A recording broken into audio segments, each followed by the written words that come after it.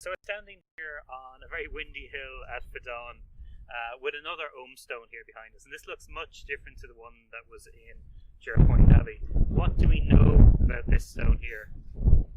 Well, we know it was discovered around 1940 on this site, but I was just talking to the landowner there, and she told me that there is a story that it was moved from somewhere. They don't know where, but there is that story that it was moved from somewhere else, so we've no way of verifying that, so we don't know the history, back before 1940, but it has been here since. It was used at first as a scratching post for cattle, which is why it's so, but partly why it's so worn.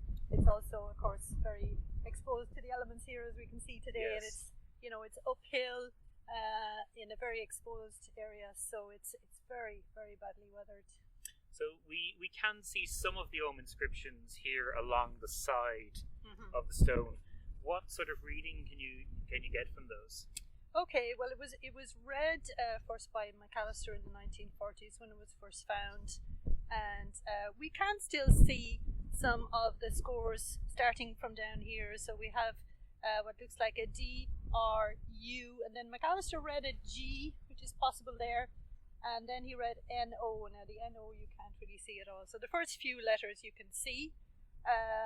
Then he read a Mukoi going up the top and down the other side, which again you can kind of see a few scores on the top right, but you couldn't be very certain about what it actually means. And the Mukoi is that means the descendant of. So you would expect then an ancestral name following that, and what we seem to have there at the end is, possibly, well, according to McAllister, an N, and then an M, possibly a vowel or two.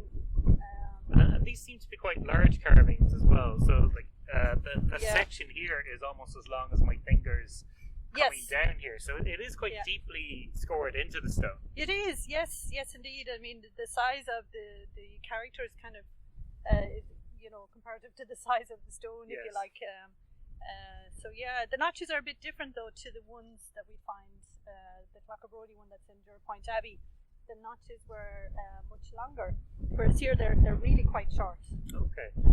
There doesn't seem to be anything on the back of the stone here that we can decipher today. No. The stone is actually much rougher at the back. Yeah.